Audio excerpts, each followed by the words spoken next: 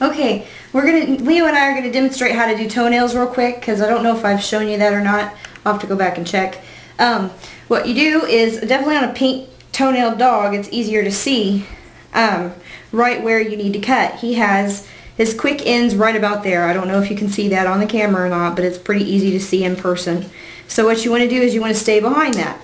And I'm gonna have to do it this way. I hope I don't get in the way. So you just clip that part off, okay? Right here, it ends about right there. So that's where I'm going to clip, okay? On here, same. And once you get a guide on one toenail, they pretty much are all the same unless they've broken them off in the past. So you can kind of just clip about the same amount off each toenail.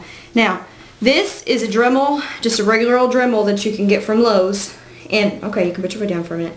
And they're really good to use for filing down the toes and making them less sharp. Or if you're just afraid to get any closer and you think it might go a little further, you can use a Dremel to just barely sand that off. Some dogs won't tolerate it. Some dogs will tolerate it more than they will the clippers. You'll just have to see. But they sell like the pedicure and stuff like that, and it's basically the same thing. I've never used one. I don't know how much power they have, so I'm sticking with my Dremel. So what you do is you just make sure that you have all the hair out of the way. One thing you can do if you need to is take an old pair of pantyhose and just stab their little toenails through, and that'll keep the hair out, because if you're not experienced with it, it is kind of difficult to keep the hair back, keep the toe still, and Dremel at the same time. So you might want to get something like that to keep the hair back. But what you do is you want to, I use the low level because it's pretty speedy anyway. You just turn it on, just slightly touch to the nail, round it out.